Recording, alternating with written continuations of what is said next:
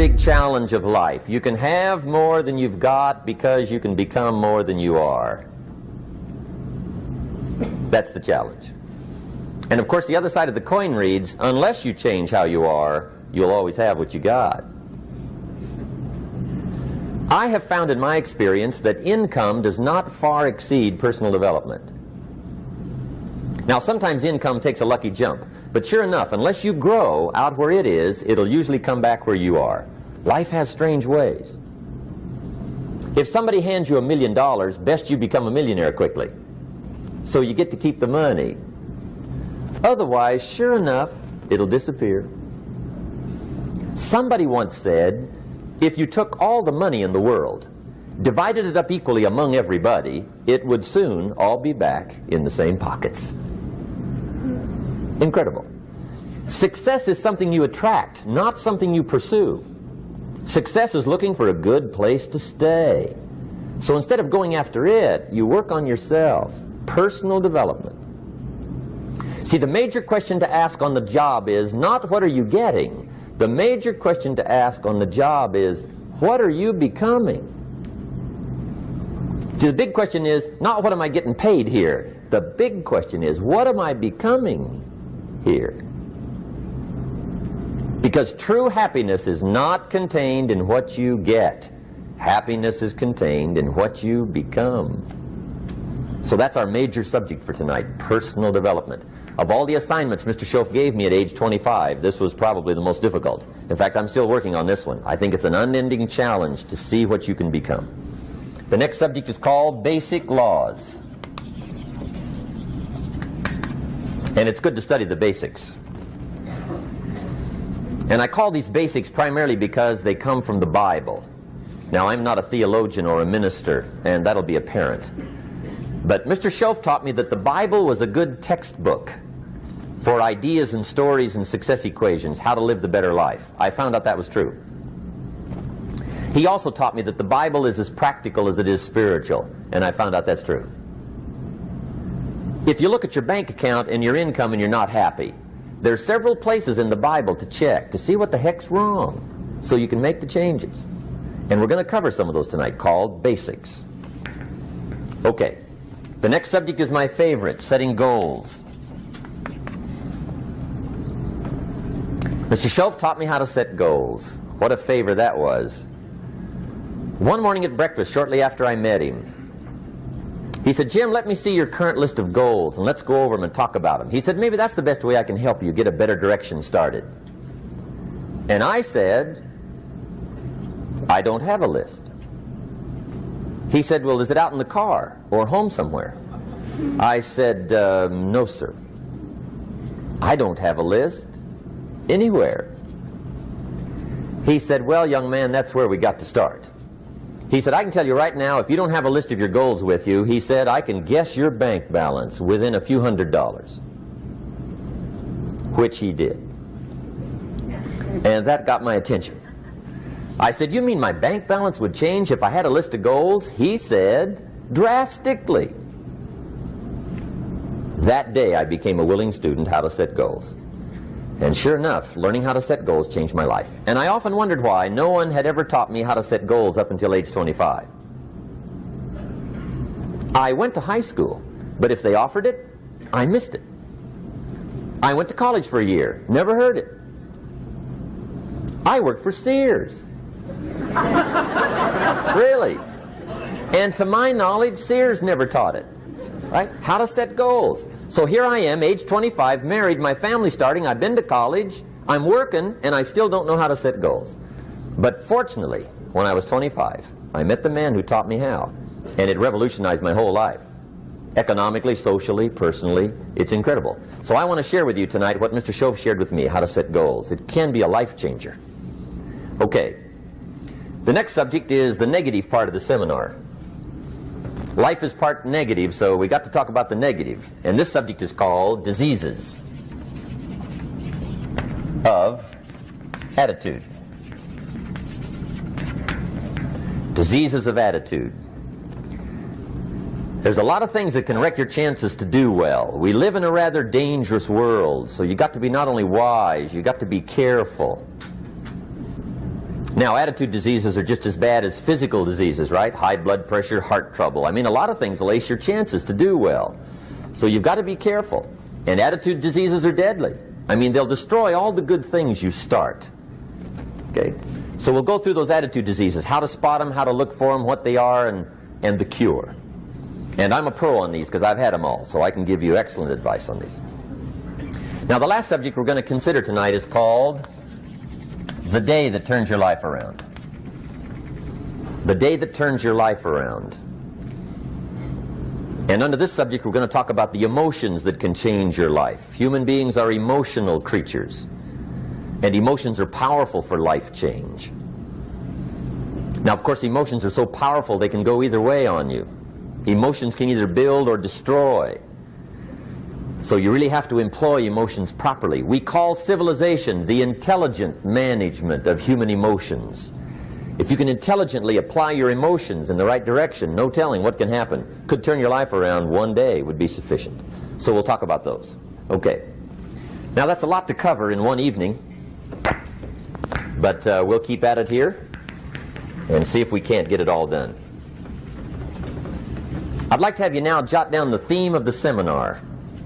Every seminar should have a theme, I guess. We've got one. It's on some of our literature if you happen to notice it, but if you didn't, for your notes, here it is. The theme of the seminar goes like this: the major key to your better future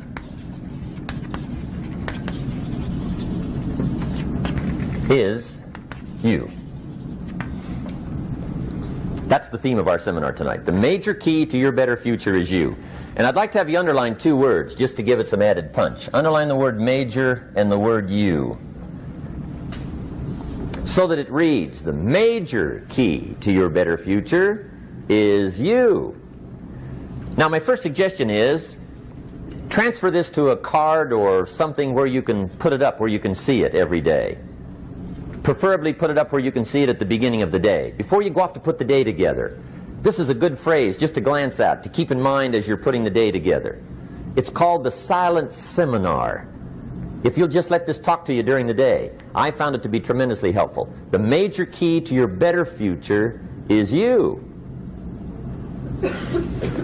For a big share of my life now, I didn't have this one quite figured out, among a lot of things I didn't have quite figured out.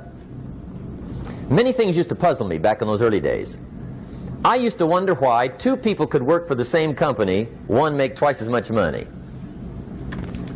Now, see, that used to puzzle me. And maybe they were the same age, graduated from the same school, live in the same community, work for the same company, with the same products and the same services.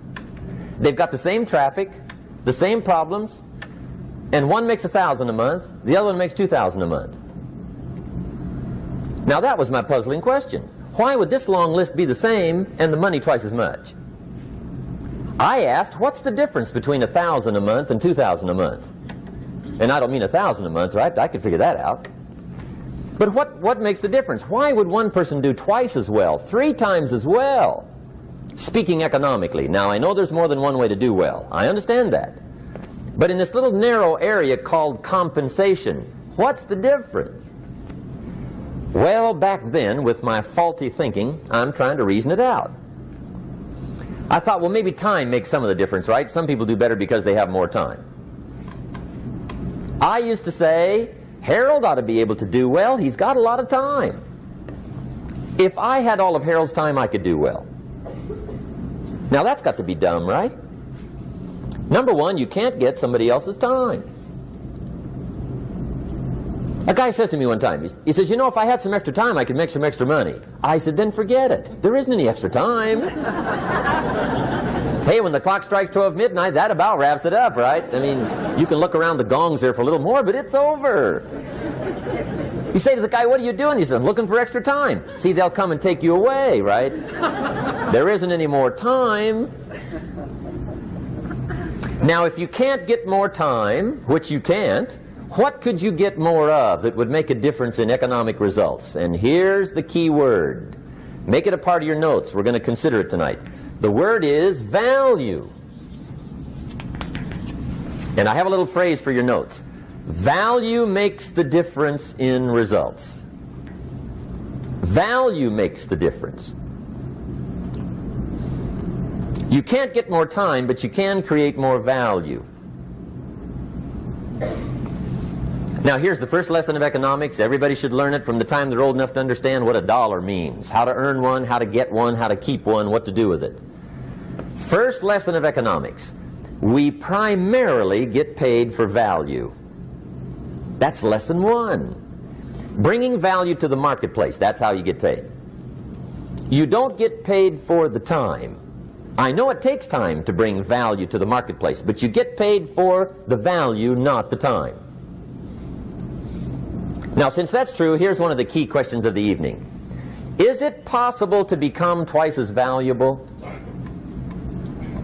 at the marketplace and make twice as much money in the same time? Could you become 3 times as valuable? Make 3 times as much money in the same time? Is that possible? The answer is yes, if. And it's always if, right? Life is known as the big if. Harry Truman once said, life is iffy. How true. And here's the big if we're going to consider it tonight. It's possible to do much better at the marketplace if you go to work primarily on yourself. And that's the theme of our seminar tonight. Learning to work primarily on yourself. People have asked me for the last 24 years, how do you develop an above average income? And the answer is, become an above average person. Develop an above average handshake. Some people want to be successful, they don't even work on their handshake. As easy as that would be to start on. They let it slide, they don't understand. Develop an above average smile. Develop an above average excitement. Develop an above average interest in other people. Develop an above average intensity to win. See, that'll change everything. Probably one of the most frustrating experiences in life is looking for an above average job with above average pay without becoming an above average person. It's called frustration.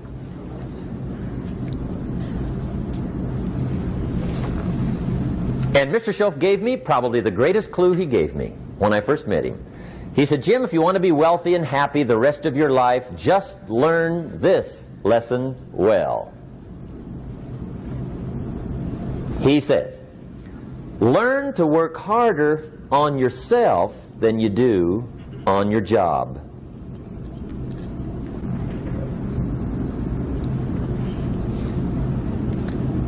Then Mr. Schoaf gave me probably one of the most important clues among so many things he taught me, but this was in those early days. Mr. Schoaf was very kind, but he was also very abrupt. And he had these interesting questions to ask. I'm giving him a little rundown one day on how things hadn't worked out for me. He said, Mr. Rohn, I've got the answer for you if you will listen carefully. And listen carefully I did that day and for the next 5 years. If somebody's wealthy and happy, you gotta listen. He said, Jim, I've only known you a short time. But he said, it's already my honest opinion that for things to change for you, you got to change. That wasn't quite the answer I was looking for. But that's the answer he gave me, and I pass it along to you on this warm summer evening in Anaheim, California, 1981. For things to change for you, you've got to change. Otherwise, it isn't going to change. Before I met Mr. Schoaf, I used to say, I sure hope things will change. Right? That seemed to be my only hope. If it isn't going to change, I'm in serious trouble. And then I discovered it isn't going to change, so I'm in serious trouble.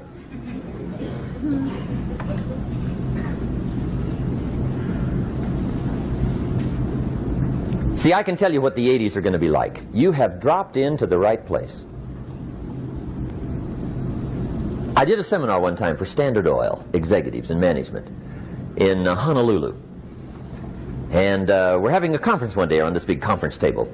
And one of them said to me, Mr. Rohn, you know some fairly important people halfway around the world. What do you think the 80s are going to be like? I said, gentlemen, I do know the right people. I can tell you.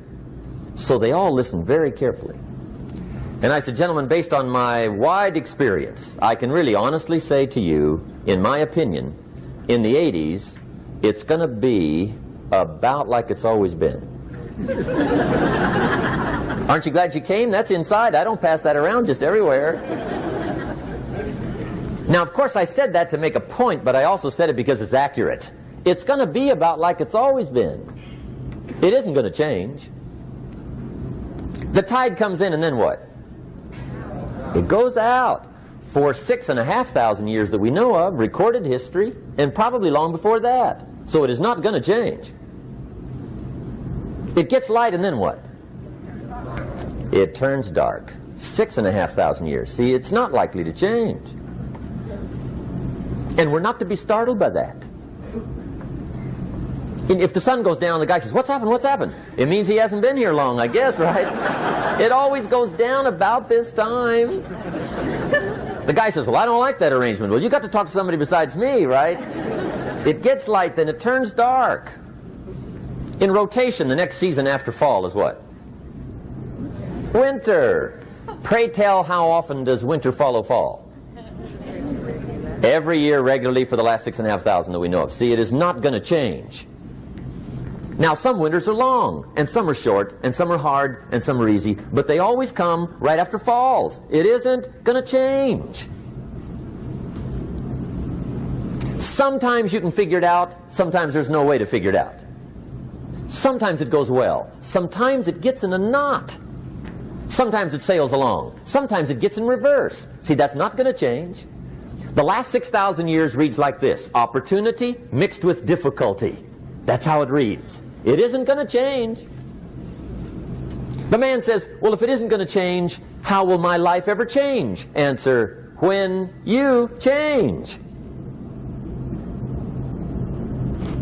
And whether I'm talking to high school kids or business executives, my message is always the same. And it goes like this: the only way it gets better for you is when you get better.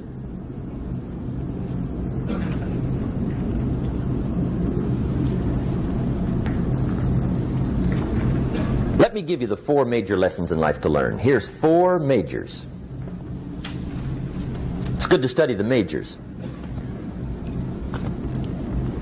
In our weekend seminar we teach. Some people don't do well because they major in minor things. You've got to be on the lookout. At the end of every week, end of every month, you've got to check, make sure you're not spending major time on minor things. Okay, we go through that whole series. Majors and minors. Now, let me give you 2 phrases before we get to the 4 majors. This will set it up and you'll see where I'm going. 2 key phrases for your notes. Here's the first one. Life and business is like the changing seasons. That's the first phrase. Life and business is like the changing seasons. One of the best ways to describe life, it's like the seasons. Frank Sinatra sings, life is like the seasons. Now here's the second phrase.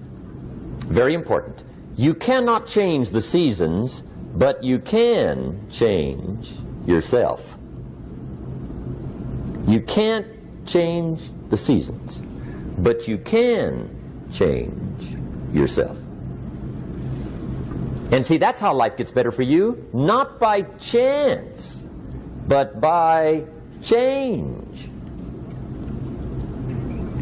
Now, here's the 4 major lessons in life to learn.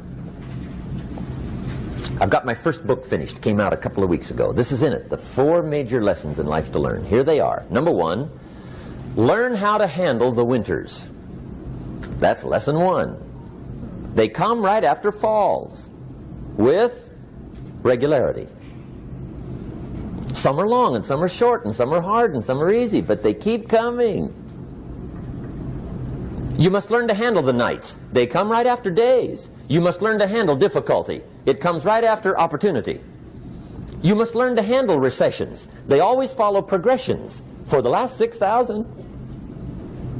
See, it isn't going to change. The lesson you must learn is how to handle it. And there's all kinds of winters, right? The winter when you can't figure it out. The winter when it all goes smash. The winter when it turns belly up. The winter when it won't work, when you've run out of money and you've got a broken heart. See, those are winter times. There's all kinds. Economic winters, social winters, personal winters. When your heart is smashed in 1,000 pieces and the nights are unusually long, your prayers seem to go no higher than your head. It's wintertime. Barbara Streisand sings, "It used to be so natural to talk about forever, but used to be's don't count anymore.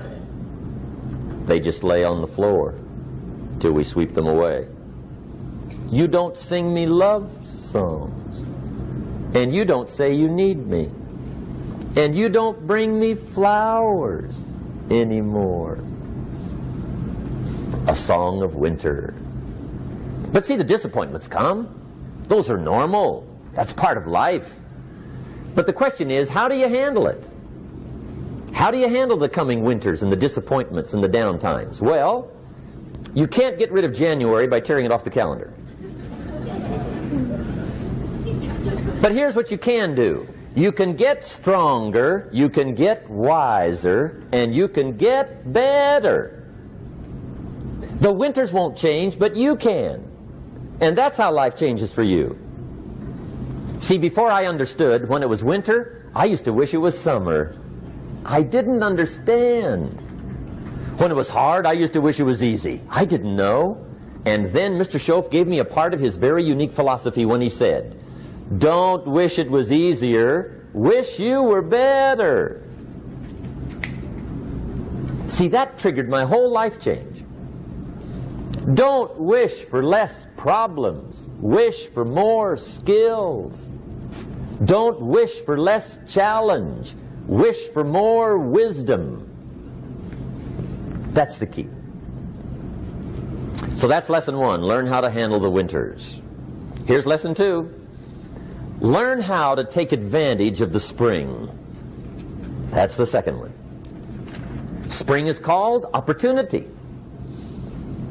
And spring follows winter. What a great place for it. If you were going to put it somewhere, that'd be the place to put it, right after winter. And pray tell, how often does spring follow winter?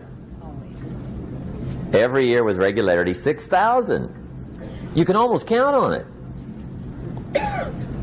See, opportunity always comes. Days follow nights. Isn't that terrific? Opportunity follows difficulty. But here's what you must learn to do. Underline these two words in that key phrase. Take advantage. Underline those two. You must learn to take advantage of the spring. See, just because spring rolls around is no sign you're going to look good come fall. You got to do something with it. In fact, you have to get good at one of two things in life. Planting in the spring or begging in the fall. Or get somebody to do it for you. See, those are about the only alternatives. Now here's what else you must do. Take advantage of the springs quickly, because there's only a few. Just a handful of springs have been handed to each of us. They don't come forever. Life is fairly brief. So you got to read every book you can get your hands on what to do with your springs while they're here. And take advantage, they soon run out. The Beatles wrote, "Life is so short." And for John Lennon, it was extra short. But life is brief. Elton John sings, "She lived her life like a candle in the wind." It's brief. So whatever you're going to do with your life, you got to get at it. Don't just let the springs pass. Here's the third major lesson in life to learn. Learn how to protect your crops all summer. You got to take care of what you start. Sure enough, as soon as you've planted your garden in the spring, the busy bugs and the noxious weeds are out to take it. And here's the next bit of truth. They will take it unless you prevent it. And that's the third major skill to learn. You've got to learn to prevent the intruder from taking all the good you start. It's one of the challenges. Here's two key phrases under number 3. First one, all good will be attacked on this planet. Maybe not the next one we get to, but on this one, all good will be attacked. Every garden will be invaded. Not to think so is naive. And here's the second phrase. All values must be defended. Political values, social values, community values, family values, marriage values, friendship values, business values. Every garden must be tended all summer. Third major lesson. Now here's number 4. Fourth major lesson in life to learn. Learn how to reap in the fall without complaint. Learn to reap come harvest time without complaint. Take full responsibility for what happens to you. It's one of the highest forms of human maturity, accepting full responsibility. It's the day you know you've passed from childhood to adulthood, the day you accept full responsibility. And another note, learn to reap in the fall without apology. Without apology if you do well, and without complaint if you don't. That's maturity. I used to have that long list of reasons why I wasn't doing well. To explain. You got to explain, right? Otherwise you're going to look bad. I used to have this funny list called Reasons for Not Looking Good.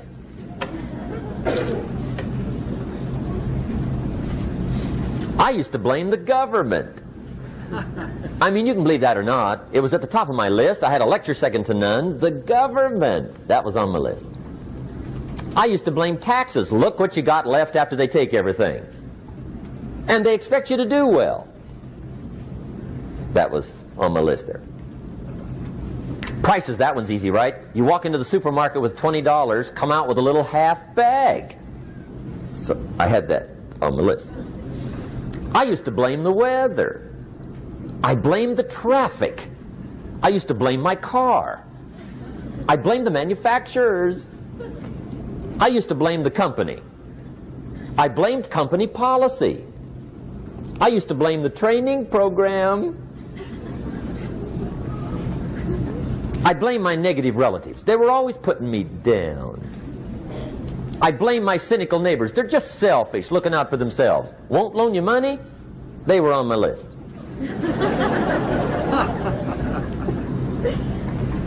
I used to blame the economy.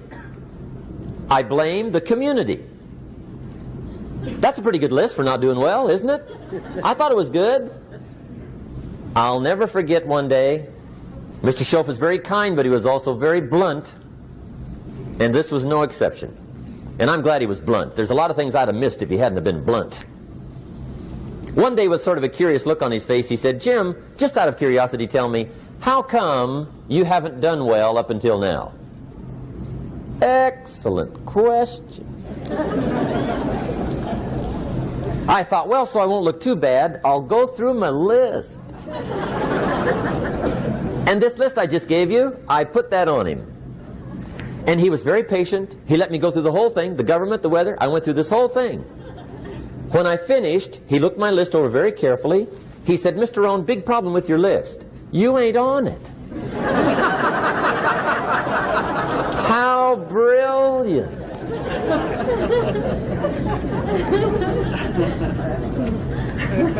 When I went to work for him a few months later, I learned very quickly to tear up my list, reasons for not doing well, and I threw it away. And I got me a fresh piece of paper. And I put one word on it. Me. There's a Black Heritage spiritual that says, "It's not my mother nor my father, nor my brother nor my sister, but it's me, O Lord, standing in the need of prayer." See, I used to blame everything outside. And then let me give you a little philosophy that helped turn my life around. For your notes, here it is. It's not what happens that determines the quality or the quantity of your life. It's not what happens. And the reason is because what happens happens to about everybody. No different. The sun went down on all of us last night. A common event, a happening. And I found out that the same things can happen to two different people. One gets rich and one stays poor. Why is that? It's because it's not what happens, but rather it's what you do that changes everything. So that's a key phrase. It's not what happens, it's what you do. What happens is about the same. You might put that in parentheses here. Same. What people do, that's what's different. Anything can happen, right? Everything can happen. I've heard all the stories. I've been one of the stories. Hey, we could all tell stories all night long, right? Happenings. Anything can happen. Have you heard of Murphy's Laws? Anybody here heard of Murphy's Laws? Okay, most of you have. Murph had these laws. One of them was, if anything can go wrong, it will. That's one of Murphy's Laws. He was not one of the great positive speakers of the day. But anyway, it's still true though, right? Anything can go wrong, everything can go wrong. For sure. I've fallen out of the sky so many times. Once to the tune of a couple of million. Devastating. Took me a while to survive that one. Now, it wasn't all that much, but it was all I had. Right? I mean, that's when it's much, right? When it's all you got. If you got 3, 2 go, you got 1 left, you ain't looking that bad. But when it all goes. Has anybody been there when it all went? Anybody? Come on, the rest of you liars. Go ahead. Hey, we've all been there, right? When it all went. Of course, it used to be a long time ago, right? When you ran out of money, got to 0, you were all through. Heck, now you can whistle right on by 0, right? I mean, they will bury you. That's what they will do.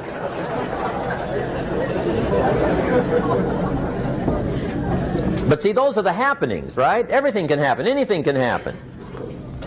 But it's not the happenings. It's what you do about it. Somebody says, yeah, but you don't understand the disappointments I've had. Come on. Everybody's had their share. Disappointments are not special gifts reserved for the poor. Everybody has them. The difference is what you do about them. It's not the weather. I used to blame the weather, and I discovered it rains on the rich. So see, that won't help. 2 men wake up one morning, there's a rainstorm on. One of them looks out his window, sees the rainstorm, and he says, wow, what a storm. With weather like this, they can't expect you to go out and make sales. He stays home. Same morning, the other guy looks out his window, sees the same storm, says, wow, what a storm. But he says, you know what, with weather like this, what a great day to go out and make sales. Most everybody will probably be home, especially the salesman.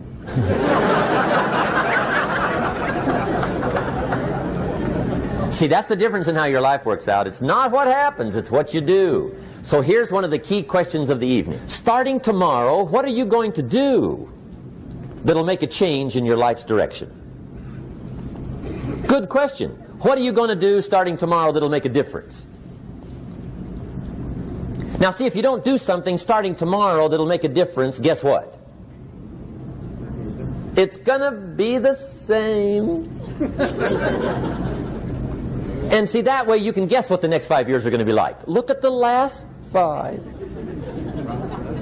Because the next 5 are going to be like the last 5 unless you, major key, tomorrow, change it all.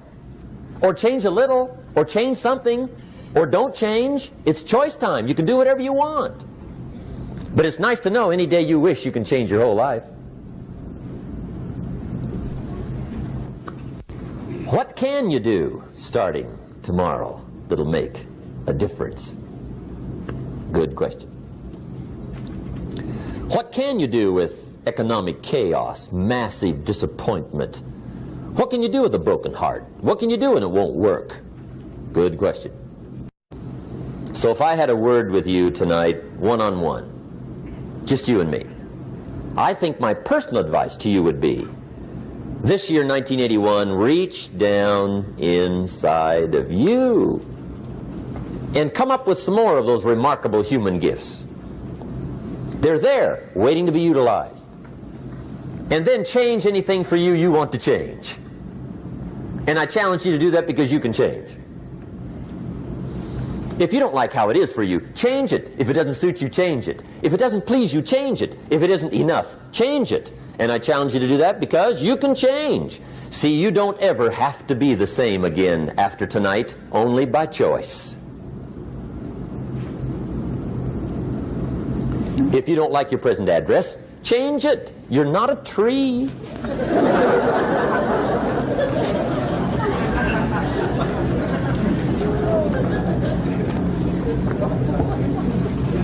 Now, let me give you 3 steps to personal development. Let's get down to the nitty-gritty. What does it take to really make the changes starting tomorrow? It takes more than philosophical pronouncement. I know that. It also takes more than enthusiasm. I know we're hearing a lot about enthusiasm these days, but see, that just won't do the job. We're still here on the old cliches of the 30s, right? To be enthusiastic, you must act enthusiastic. But see, that's not going to help. After you have leaped about, there are some things you got to do, or it isn't going to change. See, you can get all excited about lifting 200 pounds till you get to the gym. And then you need a new excitement. And the new excitement is called discipline. Major step to human progress. Discipline. If there's one thing to get excited over, that's it. Get excited over your ability to make yourself do the necessary things. What could you make yourself do starting tomorrow that would change it all? No! Tell him.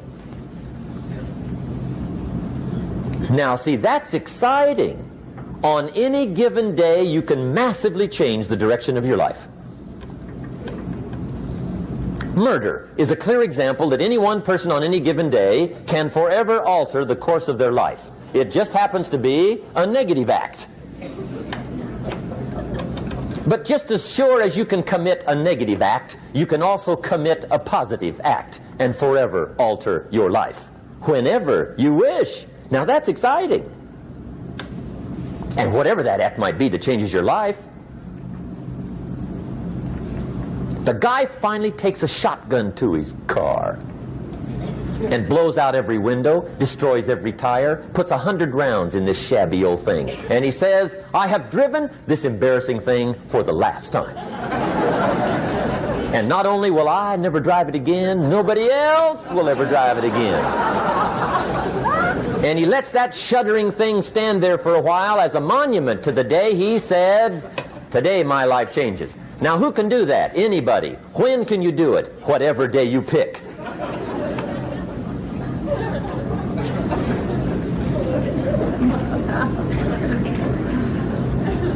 Now here's the key to discipline. Start with the little disciplines, get excited over the little disciplines, and get right on those, because those will lead to the big ones. You can't handle the big challenges in life unless you take on the little ones. Make a list of all the things you can do, get right on those, discipline yourself for those, both for the results and for the muscle and for the practice, so that when life hands you some big challenges, you'll be ready, you'll have the muscle. But see, if you don't handle the small ones, you can't take care of the big ones. Okay, here's what else it takes for life change. Self-motivation. Key phrase, self-motivation. I don't know why we call it self-motivation. It's really the only kind there is. You've got to motivate yourself. Because I found out you can't change people. They can change themselves, but you can't change them. Lord knows some I've tried. But see, it won't work. People have to change themselves. I learned some of those lessons early. I built a little sales organization way back in those early days. I'm 25. And I had some nice people. I said, I'm going to make these people successful if it kills me. I almost died, right? I mean, you can't do that.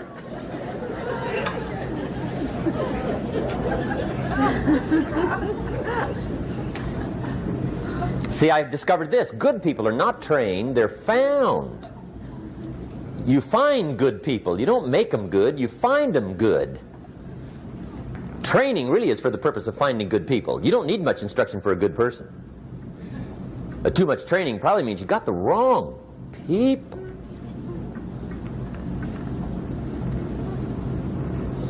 So you got to find the right people. That's the key to getting a good job done. One of the major things we learn in management, lesson 1, don't send your ducks to Eagle School.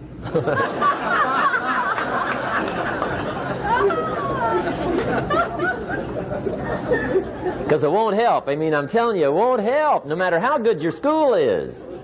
And the little eagle badge and little eagle hat, I'm telling you, it won't help. It won't help. You can tell whether your school's done any good, right, is when it's over, right? The duck goes for his first rabbit and makes him a friend. You say, no, no, no. Anyway, so it takes self-motivation to really alter your life. And you don't want to give self-motivation away to somebody else and make it somebody else motivating you. The guy says, boy, if somebody just come by and turn me on. What if they don't show up? Right? See, you got to have a better plan for your life. Okay. Now, if you're excited and you're ready to change, let me give you 3 steps to start life change that can change your life, your personality, your lifestyle, everything can change. Here's the steps. Number 1, find out how things work. The first key to doing better is find out. To change your life, really, you need ideas. There isn't anything an idea can't change. And Schoff taught me the major problem is lack of an idea, not a problem. At first I didn't have any money. I said to Mr. Schoff, I don't have any money. He said, that's not a problem. Now see, up until then I always thought it was. Right? I was confused. He said, no, no, the problem is lack of an idea on how to create money and wealth. It isn't lack of money, it's lack of ideas. So if you get the ideas, see, you can change anything. Now to get ideas, you need a constant study of finding out. Now Schoff also said, when you find out something that works, put the information in your journal. Don't use your head for a filing cabinet. Put it in your journal so that you can do the next best thing. Repetition, repetition, repetition. Go over it. And if you repeat it, go over it, sure enough, someday, some mysterious day, the idea takes root, starts to grow, and shows up in your bank account, and your dress, and your personality, and your lifestyle. But capture the ideas in your journal. Find out how things work. Schoff gave me this word for my life change. He said, study. Great word. If you wish to be successful, study success. If you wish to be happy, study happiness. If you wish to be wealthy, study wealth. Don't leave it to chance. Make it a study. Some people just go through the day with their fingers crossed. See, that won't do it. You've got to study the things that can change your economic, social, spiritual, personal life. Now here's a qualifying phrase. And we'll have several of these qualifying phrases throughout the seminar. Here's the first one. You may not be able to do all you find out. I understand that. You may not be able to do all you find out, but you should find out all you can do. See, you don't want to wind up at the end of your life and discover that you've lived only 1/10 of it. And the other 9/10 went down the drain. Not for lack of opportunity, for lack of information. So that's number 1, find out how things work. Now here's the best human virtue for finding out. Curiosity. Make a note of that. Curiosity. Be curious. You might add a word to it that'll help. Childish curiosity.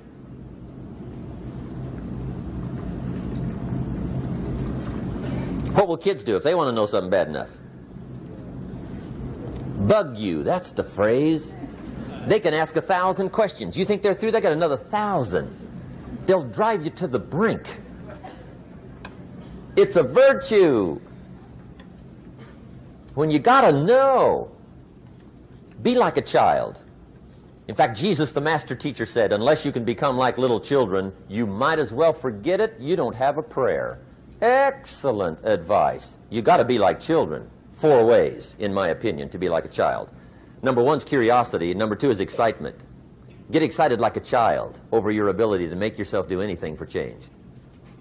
3rd is faith. Have faith like a child. Adults are too skeptical.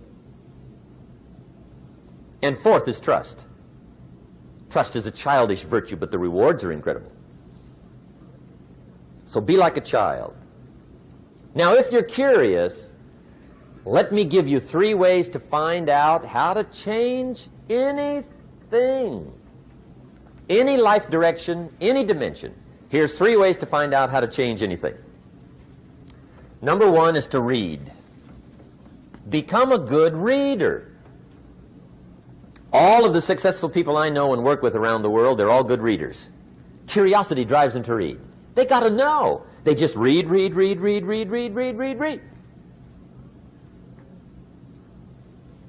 Become a good reader. Now, that's my opinion. Listen to the other lecturers and listen to me and make up your own mind. Don't be a follower. Be a student. Okay? I say, really, for life change, you got to read. One way to learn is from your own experiences, but another way to learn is from other people's experiences. See, one book might save you 5 years if you read it. Did you know there's books on how to be stronger, more decisive, be a speaker, be a leader, have a better effect on other people, develop your personality? Did you know there's books on that? And people don't read them? How would you explain that? And they can read. Did you know that hundreds of successful people have written their stories in books and they wrote down how they did it and people don't read it? How would you explain that? The guy's busy, I guess. You know, you get tied up. The guy says, well, yeah, you work where I work, but the time you struggle home, it's late. You got to eat a bite of supper, watch a little TV, get to bed. You can't sit up half the night reading. And the guy's behind on his car payment. Good worker, hard worker, sincere. But you got to be better than sincere and work hard. Otherwise, at the end of your life, you'll wind up cold, stony broke. You got to be better than a good worker. You got to be a good reader. The whole world is governed by laws. The universe, in fact. Laws. We call it the law of electricity. We call it the law of gravity. There's mathematical laws. There's physical laws. Speed and velocity laws. Agricultural laws. There's all kinds of laws. Now that we find ourselves on the spinning planet, you just have to learn what I call the setup. Learn the setup. Life's setup. Now, we didn't set it up, but we're here, so you got to learn it. And we should learn the setup for 2 basic reasons. Number 1, to keep from getting hurt. It's one of the major reasons for learning, so you won't get hurt. See, economically, socially, personally, you can get hurt just not knowing. Ignorance is not bliss. Ignorance is poverty. Ignorance is tragedy. You got to know, or you're going to get hurt. It's good to know not to walk out the 10-story window. That's excellent information. Now, what if a guy didn't know and he walks out? Now he's dead at the bottom. Somebody says, well, the poor guy didn't know. You got to know, or you're going to get hurt. Okay. Now, here's a parenthesis. You don't have to like the setup. I don't ask you to like how it is. That's not what's important. But it is important to learn how it is. Okay? So you don't have to like it, but you should learn it. That's what I tell the kids, right? Make sure you get the information. What you think about it, that's up to you. What you're going to do with it, that'll soon be up to you. But make sure you get it. See, there's nothing worse than being stupid. Nothing. I mean, being broke is bad, but being stupid is awful. And what's really bad is being broken stupid, right? That's about the end of the world. I mean, there isn't anything much worse than that. Unless you're sick. Sick, broken, stupid. I mean, that is it, right? There's nowhere else to go. So make sure you get the information. It's key. You don't have to like it, but learn it. If this big monstrous thing lifts up in the sky, hangs there for a little while, cuts loose, comes crashing down, boom, shakes the ground for 5 miles. And then this big monstrous thing lifts back up in the sky, hangs there for a little while, cuts loose again, comes crashing down, boom, shakes the ground for 5 miles. It just keeps doing that, this big monstrous thing, lifting up and then crashing down, boom. Now, you might come along one day and say, that's got to be a stupid arrangement, which is okay. You're entitled to your opinion. But the first thing you should learn to do is get out from under it, right? That's number one. You might have a great moral argument. You might want to shake your finger at the sky, but do it from over there, right, so you don't get smashed. It's called your basic smart. So number one, learn so you won't get hurt. Whether you like it or not, learn. Now here's the second reason for learning, the setup, to benefit. It's called the plus of life. And that's what life is, right? Both minus and plus. The minus is tragedy, heartache, misery, failure, unhappiness. But life is also happiness, prosperity, good feelings. So here's the key. Learn to get on the good side of the way things work.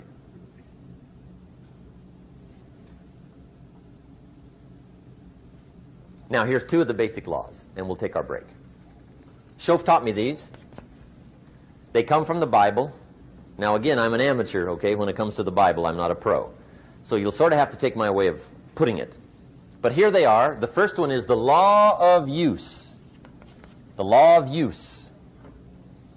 And it goes something like this. Whatever you don't use, you lose. Lack of use causes loss.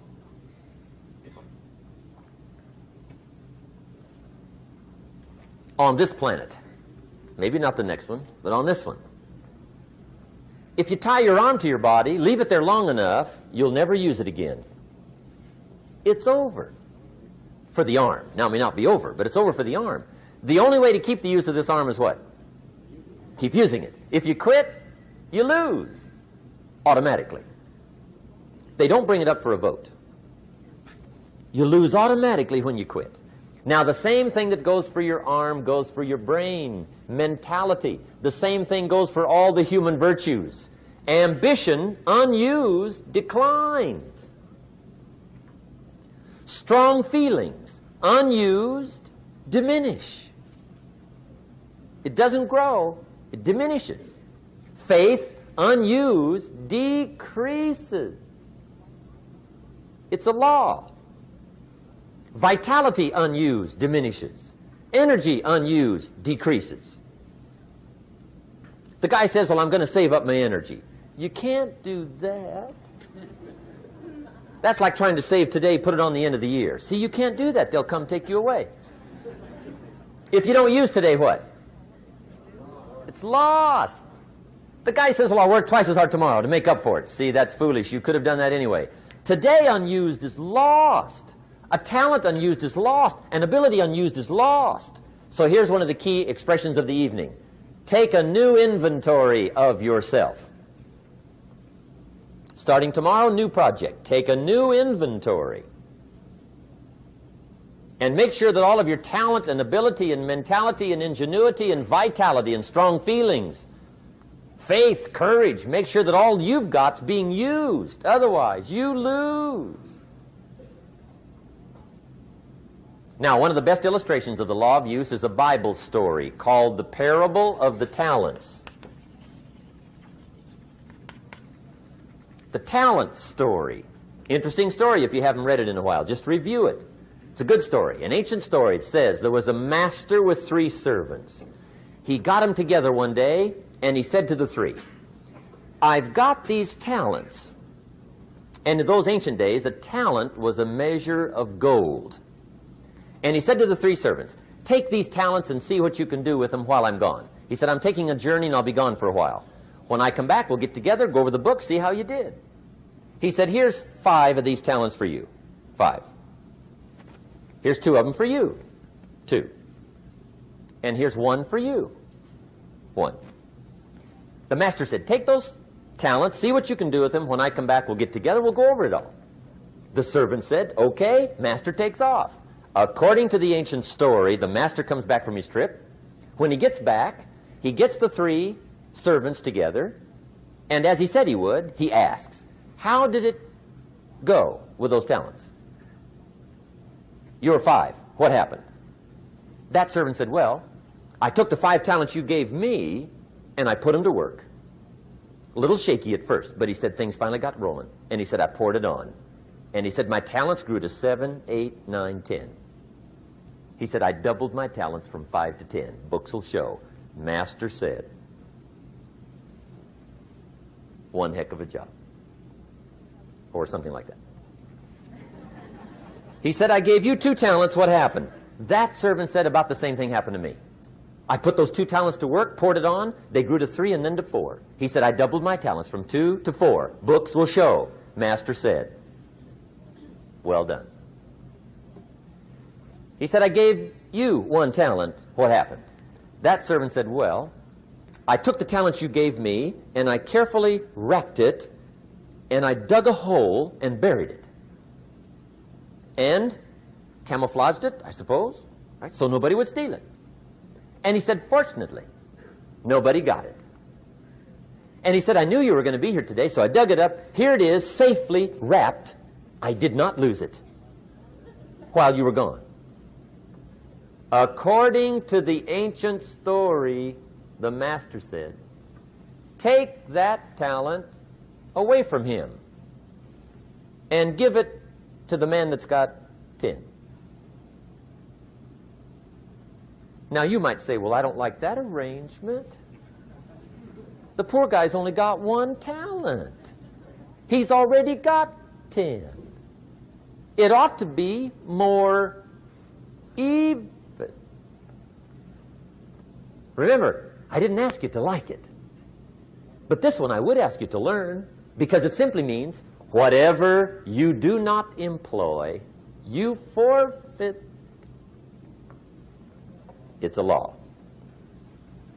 So learn well the law of use. Now here's the second one, and we're going to take our break. Second law from the Bible. This one we've heard since we were small, I'm sure. It's called the law of sowing and reaping. In fact, we've probably heard it so often we could quote it. It says, whatever you sow, what? You shall reap. Fairly blunt, hopefully clear. Here's my first suggestion on the law of sowing and reaping. Don't try to beat it. You might as well try sitting on the sun in the morning. Keep it from coming up. You'll have better luck. Whatever you sow, you reap. Now, for a fair share of my life, I'm a bit mixed up on how all this applies. Among a lot of things I was mixed up on. I knew I wasn't reaping too good. That I understood. My problem was I was confused about what was causing it. Remember me with the funny list? I thought those are the reasons why it isn't working out well. And then Mr. Schoaf gave me the clue that helped me figure it all out. He said, Mr. Rohn, I have another answer for you.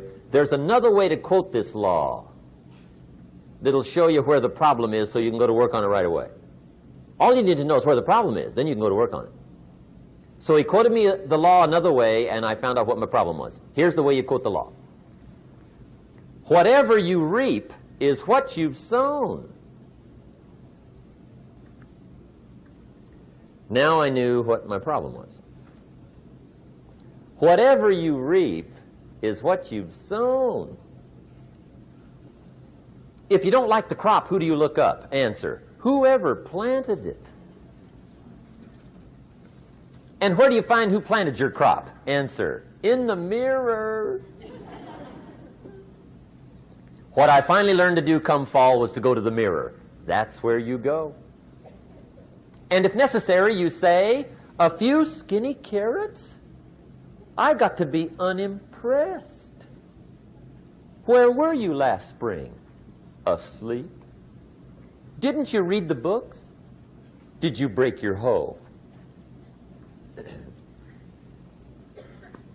Let me give you 7 key points to the law of sowing and reaping. Let's tick right down through the list of 7, and it'll be break time.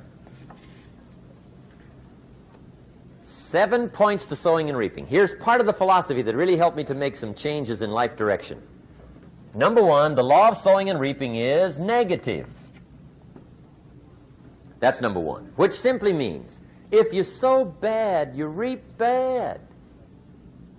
Now, this is kind of 3rd grade, but it doesn't hurt to go over the basics. If you plant thistle seeds, you don't get pumpkins.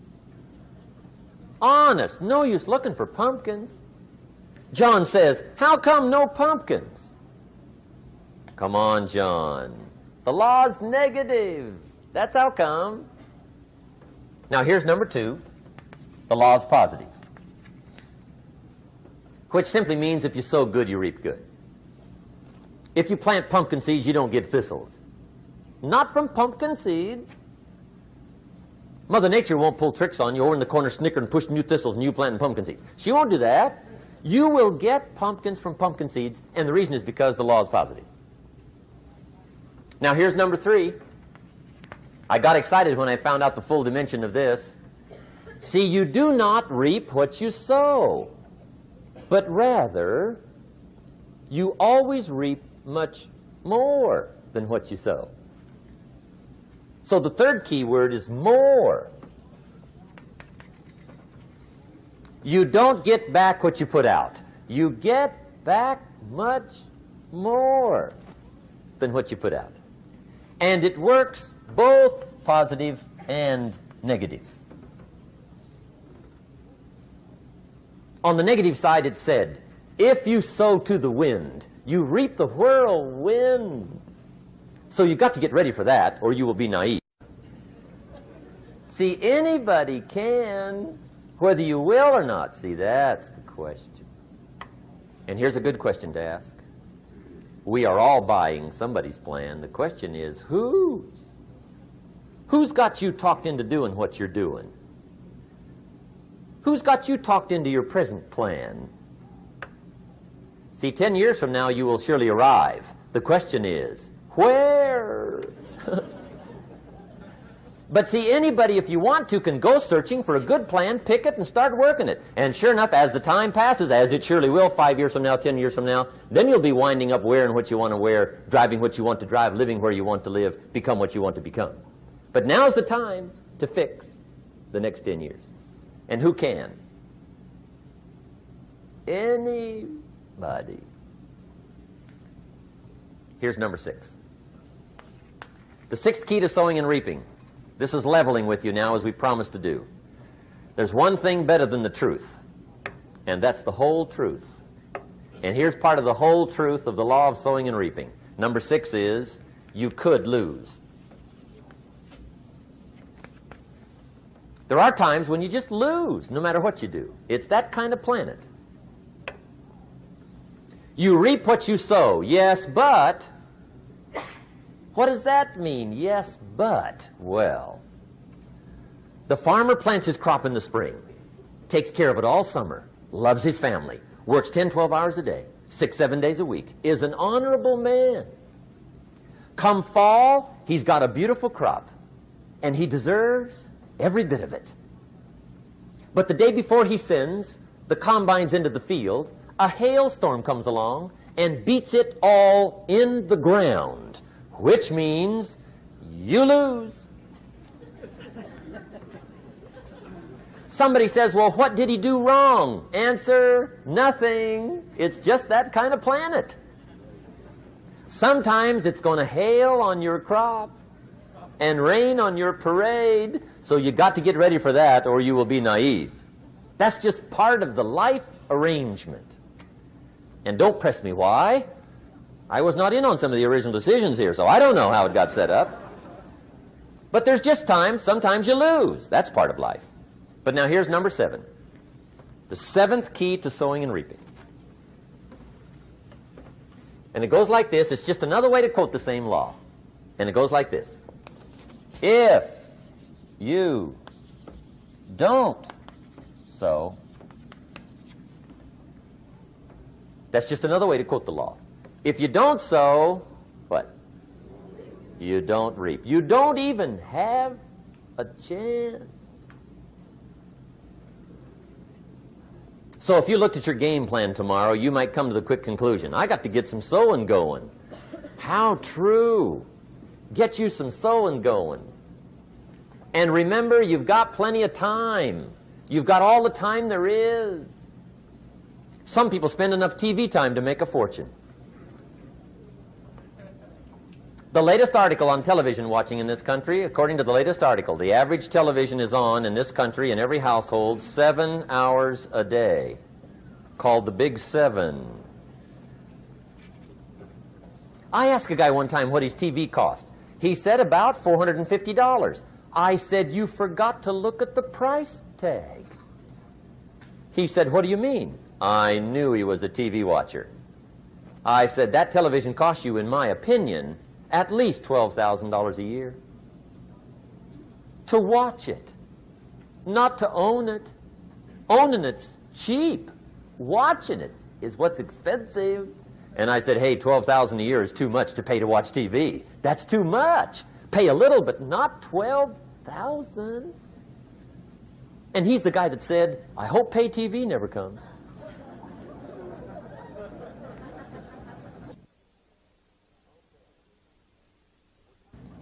Okay. We're trying to cover an awful lot tonight, I realize that.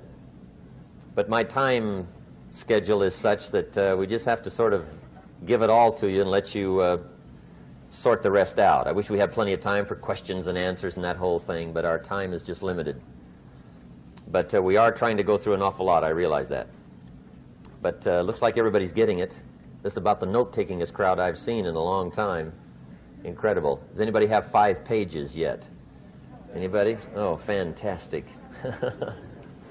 Incredible. Okay. Maybe you heard the story about the preacher down in Texas, southern part of the country. He was an evangelist back in the horse and buggy days. And he was very good at being an evangelist, and a lot of people used to come and hear him preach. And one day he put up his tent in one of these Texas towns and expected a big crowd as usual, come hear him preach. And he got there, first night of the tent revival, walked in. 7:30, time to start. And to his surprise, the tent was empty. He thought, well, something must be drastically wrong. So he waited till 7:45, nobody showed up. 8 o'clock, zip. Finally, 8:15, one lone cowboy wandered up on his horse, tied his horse up outside, came in, sat down on the front bench, right, waiting for something to happen. The preacher thought, well, at least I better go down and talk to the cowboy. So he walks down, talks to the cowboy, and he says, cowboy, I'm the preacher. And he said, I don't know what to tell you. Something's gone wrong. He said, this tent was supposed to be full of people. He said, I'm embarrassed. He said, you're the only one that showed up. And he said, I really don't know what to do. And the cowboy said, well, I'm not a preacher, so I really can't tell you what to do. You know, he said, I'm just a cowboy. But he said, I know this, if I went out to feed my cattle and only one showed up, I'd at least feed it. The preacher thought, hey, the cowboy is right. If you've got a good idea to share, you should share it, if there's 1 or 1,000. So he got kind of inspired by this conversation, and he jumped up on the platform and started to preach, as if the tent was full of people, just exploded. And he went for an hour and 15 minutes, just kept rolling. Finally, he quit. And when he finished, he came down off the platform, talked to the cowboy again. Says, well, cowboy, what did you think of my sermon? And the cowboy said, well, I'm not a preacher, so I really can't tell. You know, he said, I'm just a cowboy.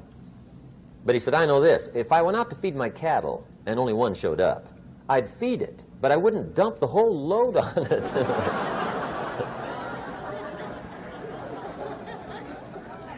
So anyway, if it seems like we're dumping the whole load tonight, I guess we are. But gosh, everybody's doing well. I'm having a good time. I appreciate the response here tonight. Okay, the next subject is setting goals. Let me show you what turned my life every way but loose. Mr. Schoaf dropped this idea on me, changed me completely. Setting goals. Here's what can easily happen if you don't set goals. It's easy to let life deteriorate into making a living instead of designing a life. And we all have a choice. Make a living or design a life. It's easy to get trapped by economic necessity and settle for existence rather than substance. That's easy. But the best advice I can give you on how to break out of that trap is to learn how to set goals. Mr. Schoaf put it to me this way. He said, Jim, if you had enough reasons, you could do the most incredible things. I never forgot how he put that. If you have enough reasons. See, reasons will change your whole life. Mr. Schoaf said to me, he said, Mr. Rohn, I think you've got plenty of intelligence, you've got plenty of talent, you've got plenty of ability. Probably what you lack is plenty of reasons. He said, I don't think your current bank balance is a true indication of your level of intelligence. I was happy to hear that. He said, I think you're much smarter than your present bank balance indicates. And that turned out to be true. I was much smarter. But of course my first question was, well then why isn't it bigger? And he said, you don't have enough reasons. You've got enough intelligence, but not enough reasons. So see, reasons can change your life. Here's what else I found out. Reasons come first, answers come second. You don't get the answers to do well till you get the reasons. Life has a mysterious way of hanging on to all the answers and only gives them up to the people that are inspired by reasons. So reasons make the difference in how your life works out. Now, what are some of the reasons for doing well? Let's go through a quick list called Reasons for Doing Well. First is personal reasons. Some people do well for recognition. Some people do well for respect. Some people do well for the way it makes them feel. They love the feeling of being a winner. Those are good reasons. I have some millionaire friends that keep working 10, 12 hours a day, making more millions. And it's not because they need the money. It's because they need the joy and the satisfaction and the pleasure that comes from being a constant winner. And see, it's not just the money anyway. It's the journey, not the money. Once in a while somebody says to me, boy, if I had $1 million, I'd never work another day in my life. That's probably why the good Lord sees to it they don't get their million, right? They'd quit. They'd quit. Okay. Next is family reasons. Some people do extremely well for other people, and that's powerful. Human beings can greatly affect each other. Sometimes we will do things for somebody else we will not do for ourselves. We're made that way. I met a man one time who said, Mr. Rohn, to do all the things I want to do with my family around the world, he said, I got to have at least $250,000 a year.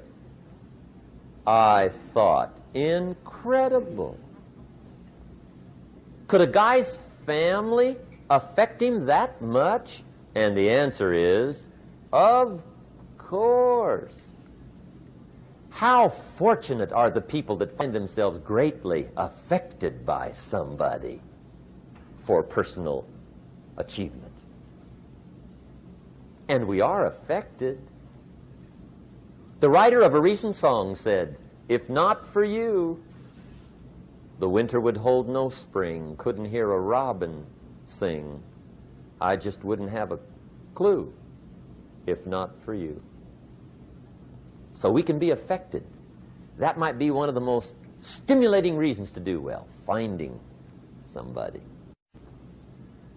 When Andrew Carnegie died, the wee little Scotsman that built the big steel industry, when he died, they opened up his desk, and in one of the desk drawers, they found a slip of paper. On that piece of paper, Mr. Carnegie had written his goal for his life, and he wrote it when he was in his 20s. And on that piece of paper, it said, "I'm going to spend the first half of my life accumulating money. I'm going to spend the last half of my life giving it all away." What a goal. He got so inspired by that goal that the first half of his life, he accumulated $450 million. And the last half of his life, he gave it all away. Good question tonight. What's got you turned on? What's got you bombed out of sight to get up early and stay up late and hit it all day? Next question. What's got you turned off? When I found the answers to those two questions, my life exploded into change. I finally found out what had me turned off, and I got that cured. And then I got me a long enough list of reasons to turn me on. And once the lights went on for me, age 25, they've never gone out. I've fallen out of the sky a few times, but I've never lost that drive to make something unique out of my life. See, reasons altered my whole life. Now, there's another list of reasons called nitty-gritty. Hard little reasons. Sometimes those little reasons are the most powerful reasons that can change your life. Sometimes it doesn't take much. I now carry several $100s in my money clip. It's only a few $100s, but it was one of those reasons turned my life around. Just before I met Mr. Schoaf, I heard a knock at the door. I go to the door, and there's a little girl standing there about this tall selling Girl Scout cookies. And she gave me one of the finest sales presentations I've ever heard. Special deal, several flavors, this whole package of stuff, $2. And with a big smile, she very politely asked me to buy. And I wanted to. Big problem. I'm broke. I don't have $2. And to this day, I can remember the pain and the embarrassment. I'm a father. I'm a husband. I've been to college. I'm working. I'm 25. I don't have $2. And I didn't want to tell her that for some reason. So I did what I thought was next best. I lied to her. I said, "Hey, look, I've already bought lots of Girl Scout cookies. I've still got plenty stacked in the house," which was not true. But it seemed to get me off the hook for the moment. She said, "Well, gosh, that's wonderful. Thank you very much." And she went away. When she left, I closed the door, and that was the day I said to myself, I don't want to live like this anymore. I've had it with lying, and I've had it with being broke. I'm never going to let this happen to me ever again. I promised that day I would work as hard as possible and would always carry plenty. It took me a little while, but now I do. It was one of those reasons. And I guess I carry plenty for two reasons. One is the way it makes me feel, but also in case I bump into another Girl Scout selling cookies. Right? I'm ready.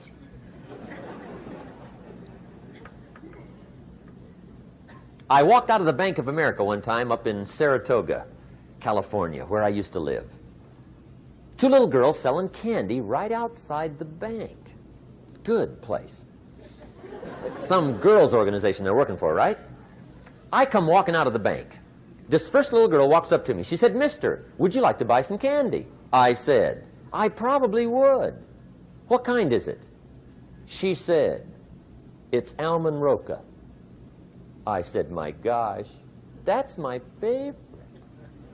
She said, "Wonderful." I said, "How much is it?" She said, "It's just $2. I thought, incredible.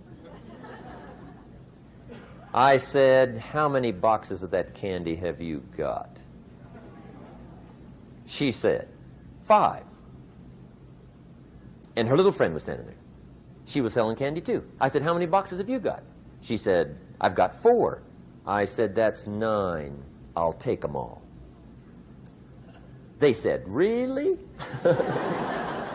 I said, "Yeah, it's my favorite. I've got some friends. I'll pass them around." They got so excited, put all this candy together. I reached in my pocket, gave them the $18. When I've got the candy and they've got the money, that first little girl looks up at me. She says, "Mister, you are really something." How about that? Can you imagine only spending $18 and have somebody look at you in the face and say, "You are really something"? Now you know why I carry heavy, right? I'm not going to miss anymore. It was just one of those reasons. Helped to change my life.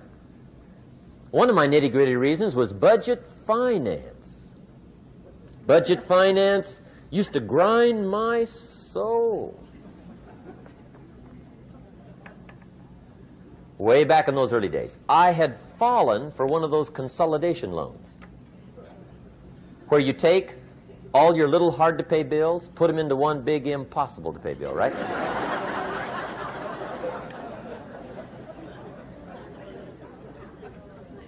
I would get 4 or 5 payments behind. This one guy used to call me day and night. I don't think they're allowed to do that anymore. Harassed me. Threatened to run me in front of the judge. Threatened to ruin my credit. Threatened to embarrass my family. One day he said, "We're going to come get your car, drag it rear end up down the street in front of your neighbors."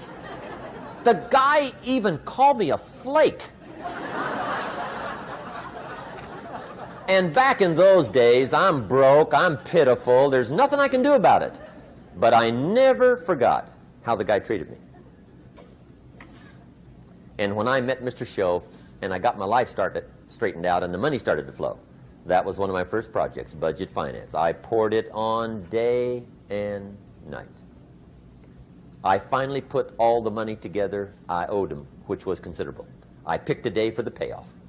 And when the payoff day came, I put the money in small bills in a big briefcase. And I walked into the budget finance office on Wilshire Boulevard in Los Angeles. The guy who harassed me so often, his desk was about 3 back. I walked right up to his desk, startled him. He wondered what I was doing there. It was the first time I'd been there since I'd borrowed the money, right? Without saying a word, I opened up this briefcase, dumped this pile of money all over his desk. I said, "Count it. It's all there. I will never be back." And I turned around and stormed out. Now, that might not be noble, but if you haven't tried it, you've got to one time.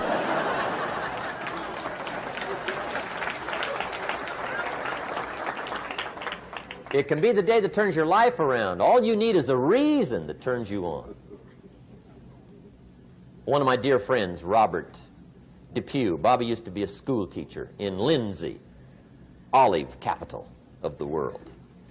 Bobby taught school several years, got a little weary teaching school. One day decided he wanted to get into sales. So without telling anybody, he just up and quit his job teaching school and jumped into sales. When he did, his brother made fun of him, laughed at him, put him down, said Robert's lost his mind. Had a good job teaching school. Now he thinks he's a salesman. He's going to go down the drain, lose everything. Just put him down something fierce. Bobby said, the way my brother acted when I got into sales, he said that made me so mad. I decided to get rich. And my question for you tonight is it possible to get that mad? Of course. Wealth is not a matter of intelligence. It's a matter of inspiration. Today, Robert happens to be one of my millionaire friends. Bobby's rich.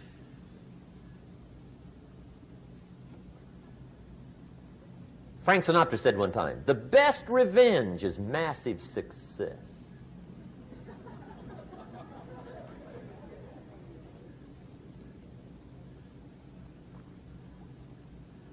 Hey, get you a long enough list of reasons so that after tonight you never lack for inspiration. You might not have all the answers right away, but you can get the answers if you can get the reasons. Now, let me give you a little simple formula for goal setting. Okay? We take 2.5 hours on the weekend for the whole 10-year plan. We don't have time for that tonight. But let me get you started with a little simple formula Mr. Schoaf gave me. And maybe this will be helpful. First of all, I've divided goals into two parts. First is long range. Long range goals. That's your dreams. Your dreams for the next 3, 5, 10, 20, 30, 40 years. Actually, the rest of your life. Your dreams. You've got to keep dreaming. Ronald Reagan, president, said to the joint session of Congress a few weeks ago, the Republic is a dream. And if we don't keep dreaming, we will lose the Republic. Your better future is a dream for yourself and for your family. Where do you want to go? What do you want to do? What do you want to be? What do you want to see? You've got to dream dreams. There's a Bible phrase that says, without dreams and visions, people perish. You've got to have something to go for that inspires the heart and the soul. Dreams.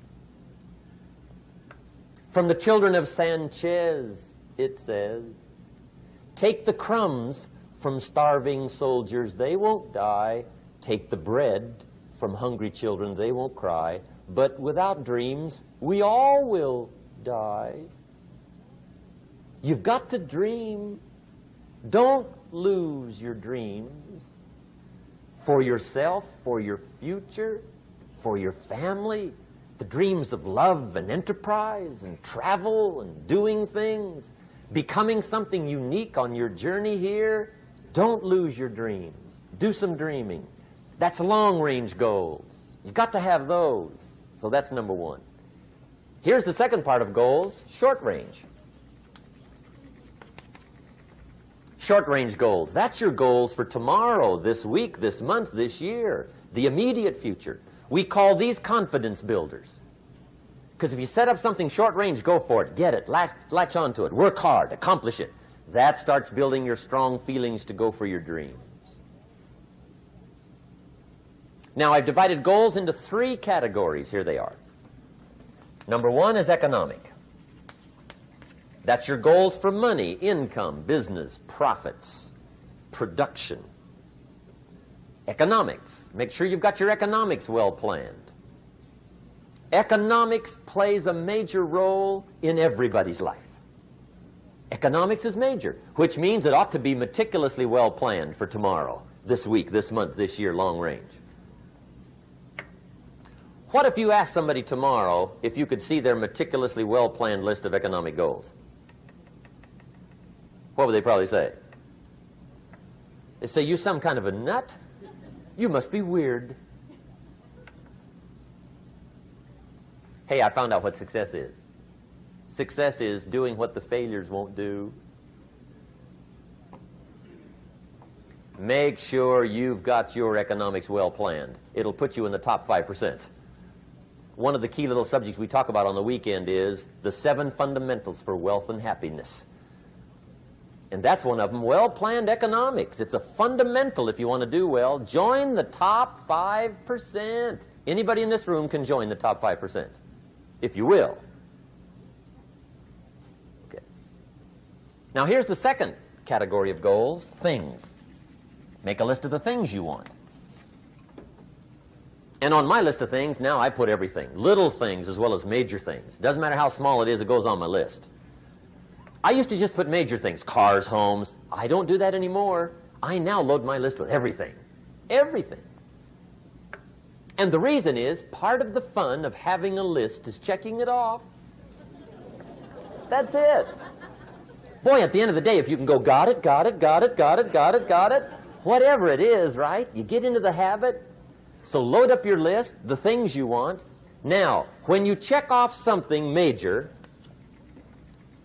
celebrate. That's an important point to make. Celebrate your achievements. Live it up. Have a party when you reach something you've worked for a while. See, we all grow from two experiences. One is called the pain of losing. The other one is called the joy of winning. We need both of them. Amplify them as much as you can, which also means make losing painful. If you set up something, fooled around, didn't get it, put it on yourself. On the other side, if you did get it, congratulate yourself. Self-congratulations is a sign of maturity. Seeking congratulations is a sign of immaturity.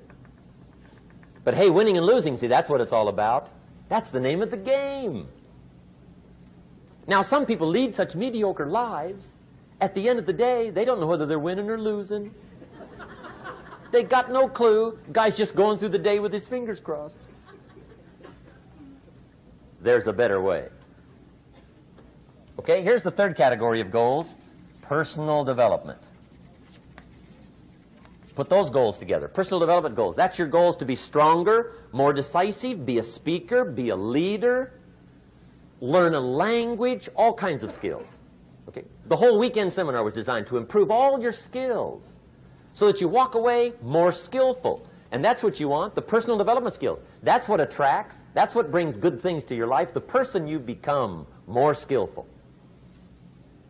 Now, this is quite a package to work on.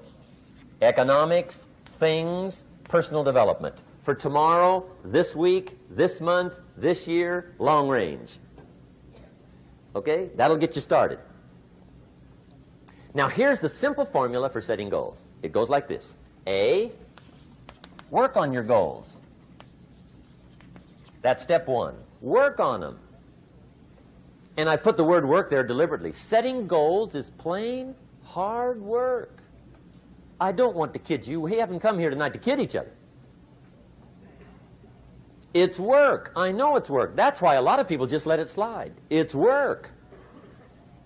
Many people work hard on their job, but they don't work hard on their future.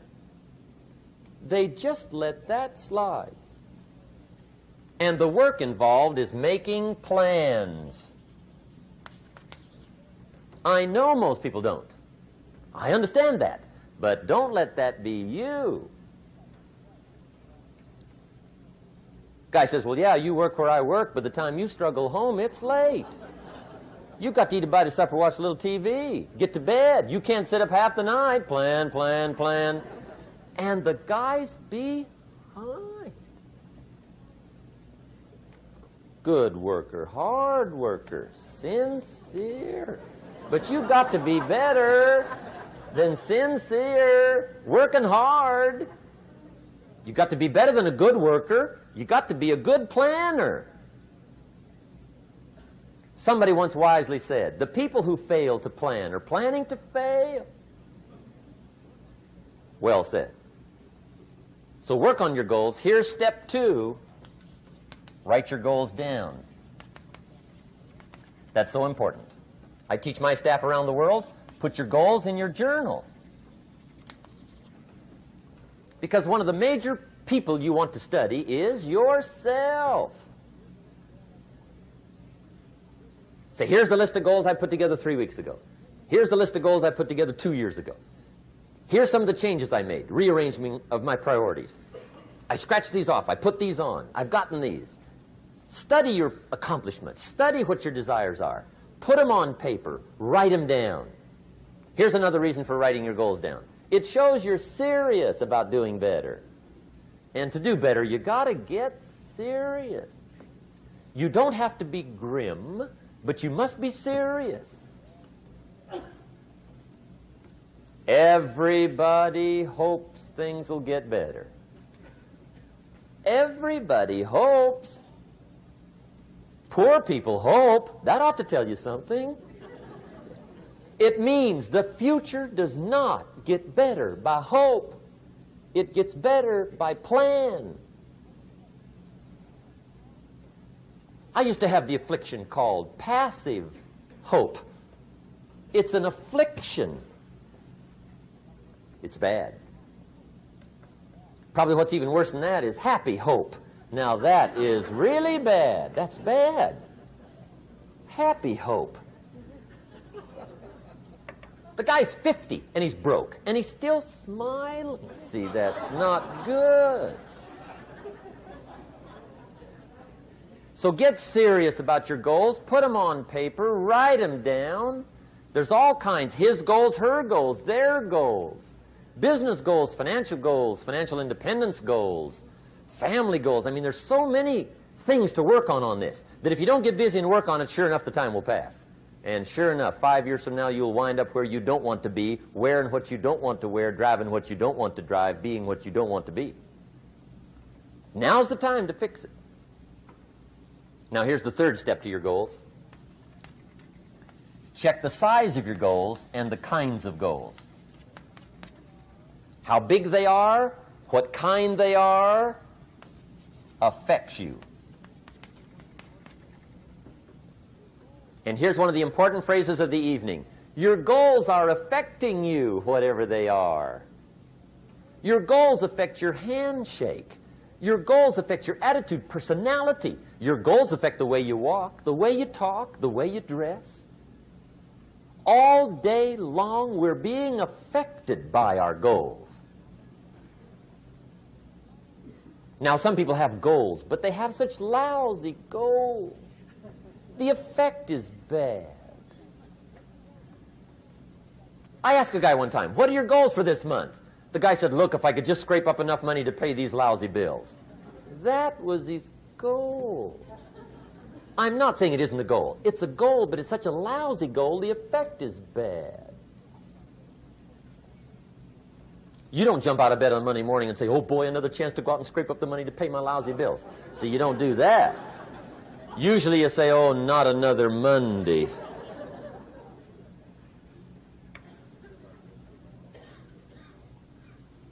And some people have so given up on life, they have joined the thank God it's Friday club.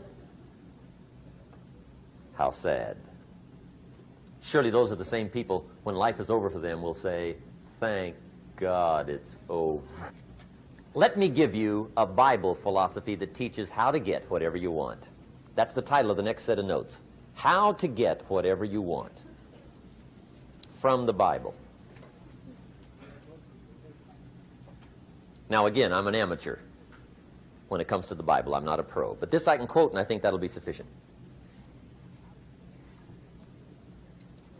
How to get whatever you want. Here's what it says if you're ready. It says, ask,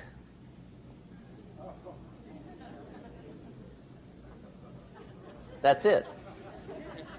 End of notes. Ask.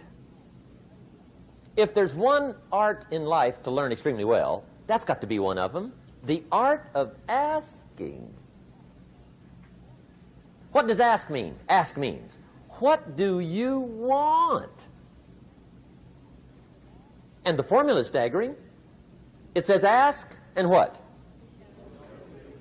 A guy ought to look into that.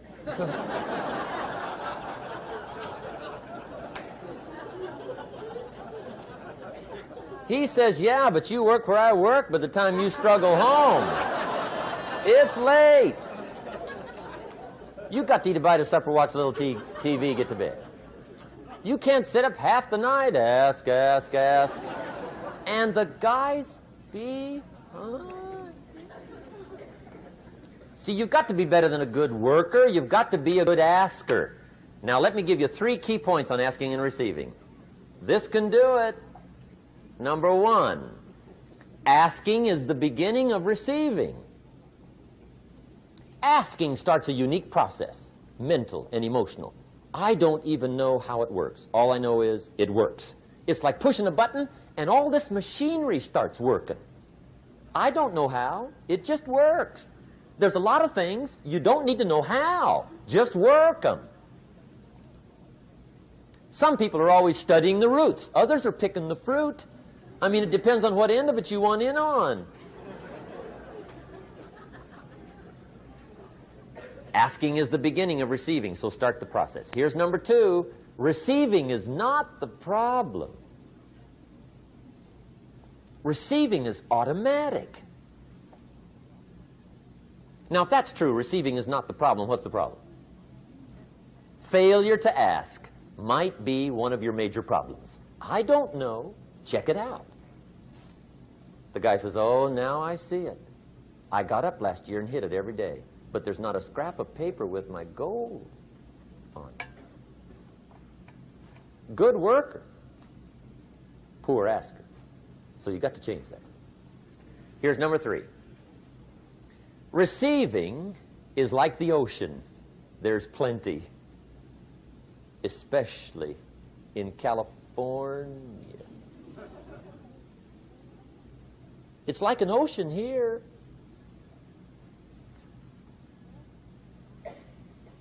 Success is not in short supply. It isn't rationed, and you stepped up to the window and it was all gone. No, no, no. It's like an ocean here. Now, if that's true, what's the problem? Well, some people go to the ocean with a teaspoon. Have you got the picture? See, what you want to do in view of the size of the ocean is trade your teaspoon for at least a bucket, and you'll look better down at the ocean. Kids won't make fun of you, right? Okay. Now, there's 2 ways to ask, and we'll wrap up goal setting. 2 ways. Here's number 1.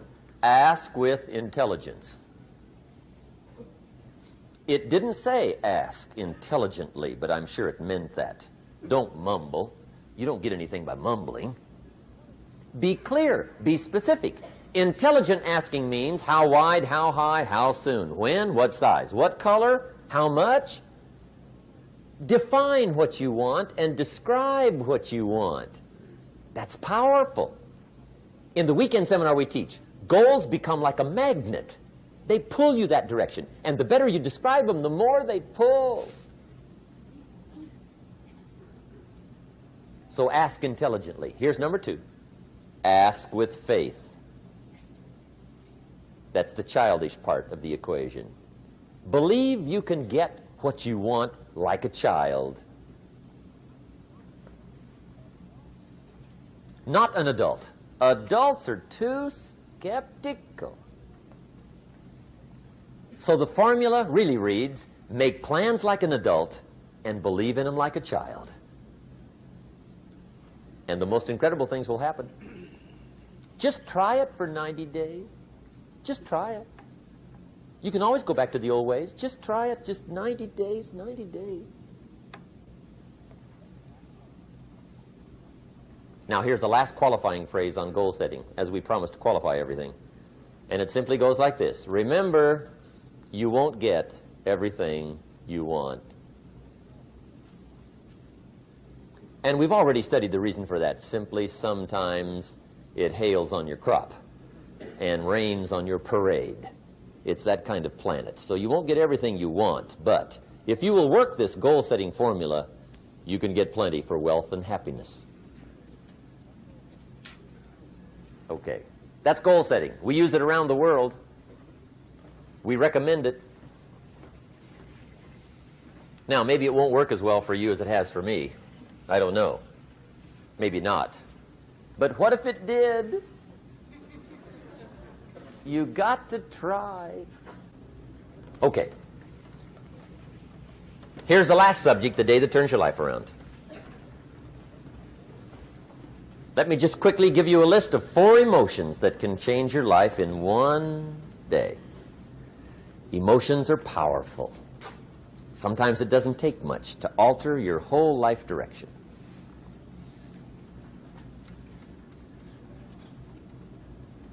Okay, here they are. Number 1, disgust.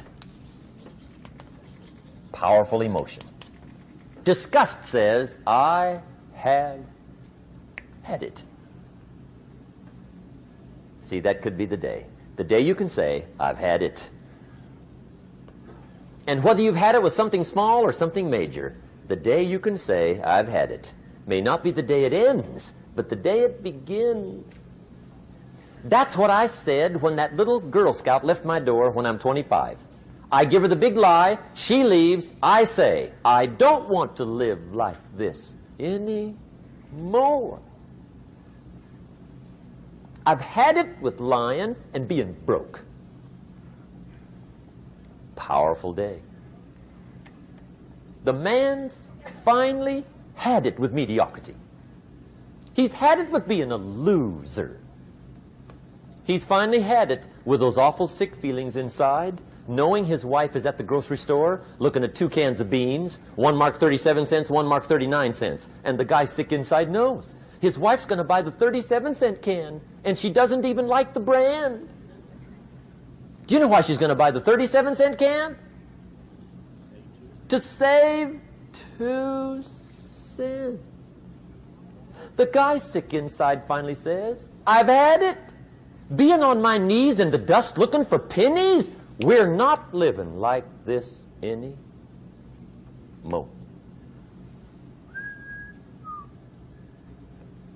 Could be the day that turns your life around. The day you can say, I've had it. He walks into his closet and rips everything in it to shreds and says, I've worn this embarrassing stuff for the last time. And not only will I never wear it again, no one else will ever wear it again. Commit an act that says, I've had it. Powerful. Here's the next one. Decision. And decision-making is powerful. And it's emotional. That's those knots in the pit of your stomach, right? Waking up in the middle of the night in a cold sweat, trying to decide. We sometimes call it inner civil war. What shall I do? Well, for progress, you must decide. The best advice I can give you came from a wealthy friend of mine who said, if it's easy, do it easy. If it's hard, do it hard. Just get it done.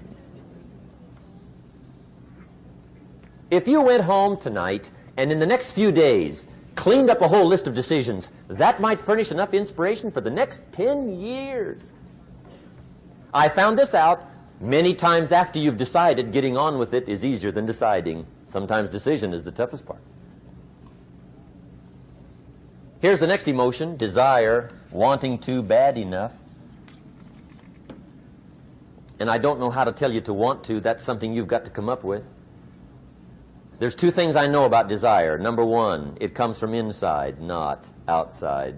You don't send off for it. Number 2, I know desire can be triggered by something. Who knows what it might be? Sometimes desire waits and sleeps for something to happen. Maybe it's a book, maybe it's a song, maybe it's a sermon, maybe it's a lecture, a seminar, maybe it's the conversation of a friend, a happening, an event. Who knows? The best advice I can give you is what I give my staff. It goes like this: welcome every human experience. You never know which one is going to turn it all on. Even the bad experiences.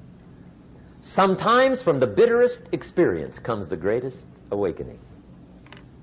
So let down the barriers, take down the walls. The same wall that keeps out disappointment keeps out happiness. Let life touch you. Don't let it kill you, but let it touch you. Here's the last one. This one's powerful. Resolve. Resolve says, I will. Two of the most powerful words in the language. I will. Benjamin Disraeli once said, nothing can resist a human will that will stake even its existence on the extent of its purpose. Shortly put, I'll do it or die. See, that's powerful. That could be the day that turns your life around. The world has a strange way of stepping aside when somebody says, I'll do it or die. The man says, I will climb the mountain. They've told me it's too high, it's too far, it's too rocky, it's too difficult, it's never been done before, but it's my mountain, I will climb it. Pretty soon you'll see me waving from the top. Or dead on the side, because I ain't coming back.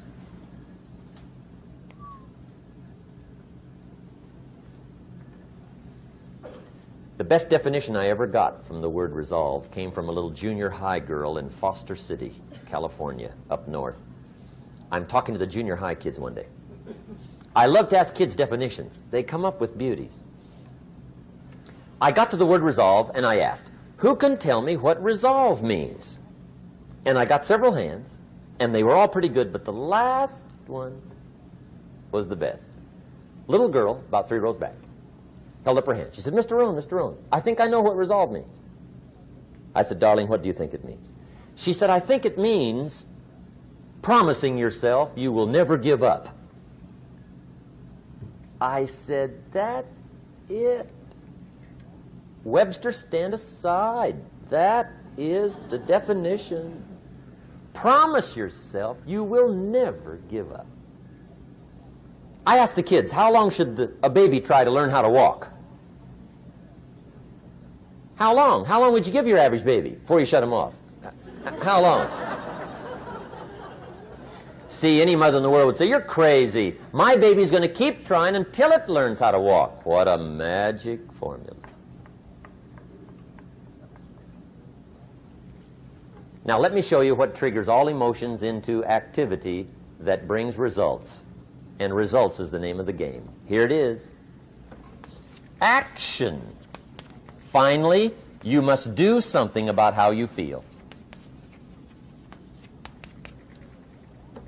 Jesus, the master teacher, said, don't just be listeners, be doers. The world admires the doers. Whatever it takes to get you to try harder, read more, set your goals, and go for it. Here's the next attitude disease. Over-caution. Some people never will have much. They're too cautious. Now, you can also be too reckless, but you can also be too cautious. This is called the timid approach to life. And my caution was always the risk. Risk used to drive me right up the wall. I used to say, what if this happens? It's called the language of the poor. What if this happens? And on top of that, if this was to happen, look at the fix I'd be in. I better not try. I could always ace myself out. Then I'll tell you what changed my whole life when I finally discovered it's all risky. The minute you were born, it got risky. If you think trying is risky, wait till they hand you the bill for not trying. If you think investing is risky, wait till you get the tab for not investing. See, it's all risky. Getting married is risky. Having children is risky. Going into business is risky. Investing your money is risky. It's all risky. I'll tell you how risky life is. You're not going to get out alive. That's risky. The Englishman says, well, if that's the way it's going to work out, let's give it a go. Right, that's what it's for. Give it a go. Somebody says, yeah, but I'm looking for safety and security. Fine, then huddle in a corner. We'll cover you with a sheet, bring you 3 meals a day. And we'll protect you, feed you, look after you, care for you. We won't let anything happen to you. And you'll probably live to be 100. The guy said, well, yeah, I'd live to be 100. But what a way to live. Right. What a way to live, safe and secure. Don't ask for security. Ask for adventure. Better to live 30 years full of adventure than 100 years safe in the corner. And see, it's not important how long you live. What's important is how you live. Here's the next attitude disease. We're almost through with this motley list. In fact, we're almost through. Hang on. The next one is pessimism. Pessimism, the deadly disease of always looking on the bad side, the problem side, the difficult side, checking all the reasons why it can't be done. The poor pessimist leads an ugly life. He doesn't try to figure out what's right. He tries to figure out what's wrong. He doesn't look for virtue. He looks for faults. And when he finds them, he's delighted. How ugly. This is the poor guy who looks through the window, doesn't see the sunset. He sees the specks on the window.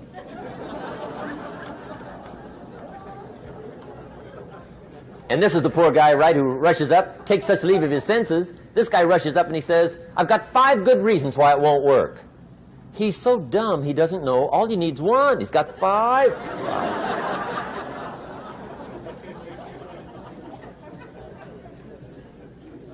To the pessimist, the glass is always half empty.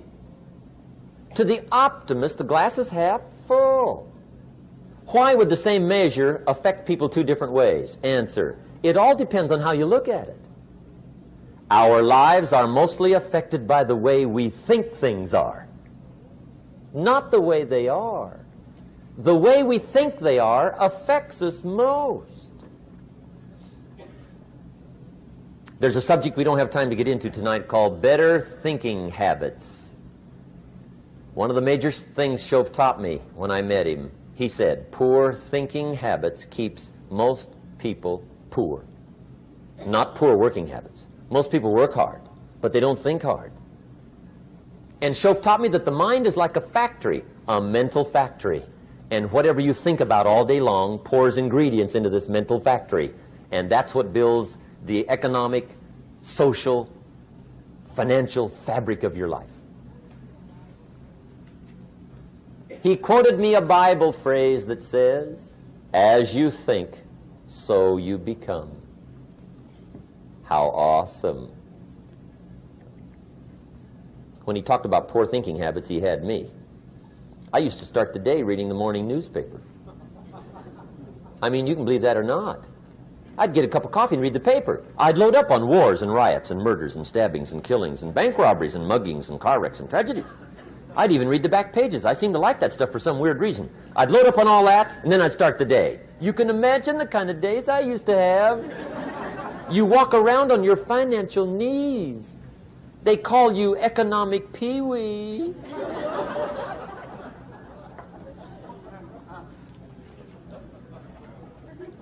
The guy says, I want to be a great leader. Wonderful. The first thing we do is follow him to his house. When we get there, we walk in and check his library, number 1. Somebody says, well, why check his library?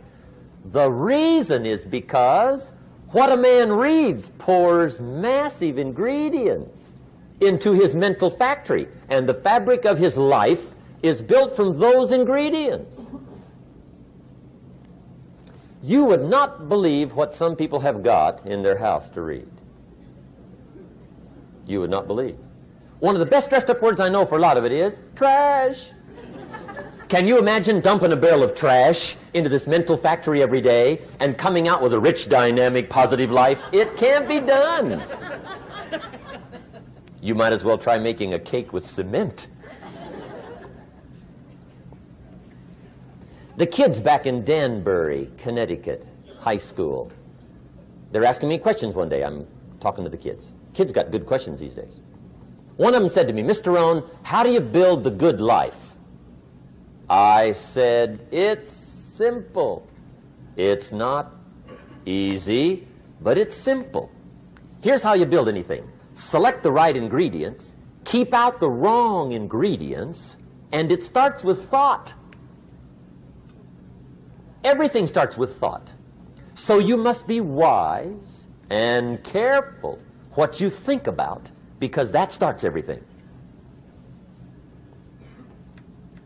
You got to be wise and careful. I asked the kids, what would happen if somebody dropped sugar in my coffee? They said, well, you'd be okay.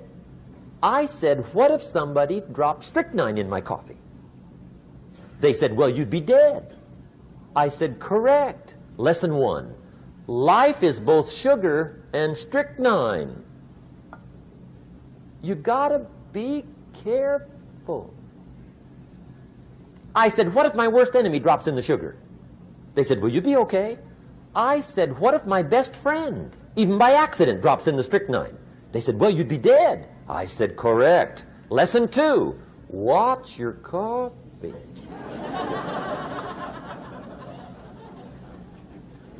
You got to be careful. See, it doesn't matter who hands you the bad stuff.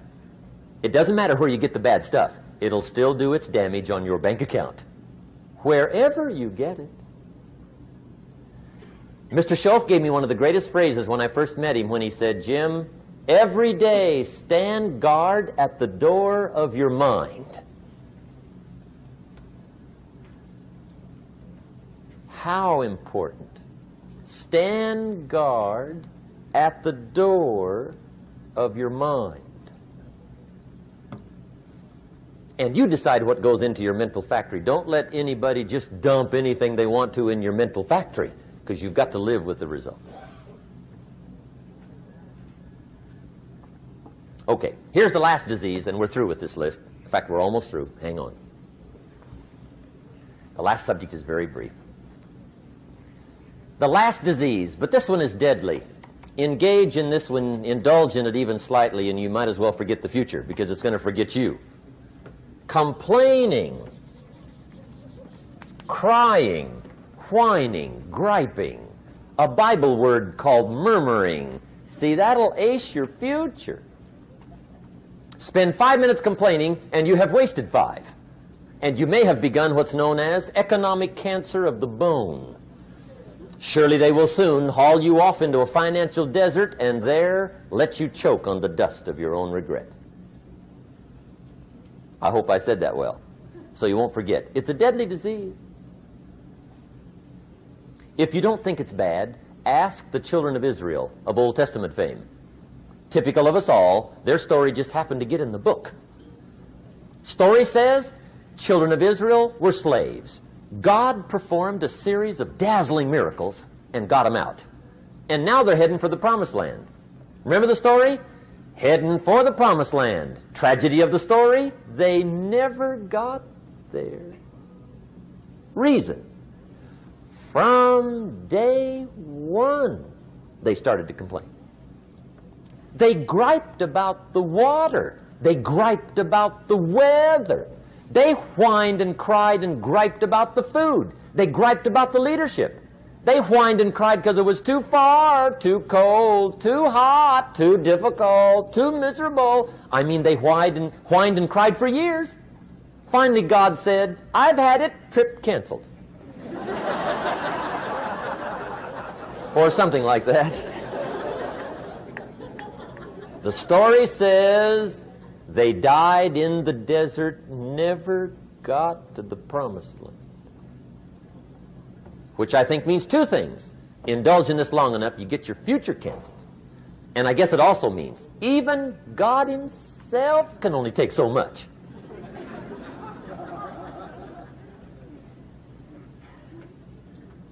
Okay.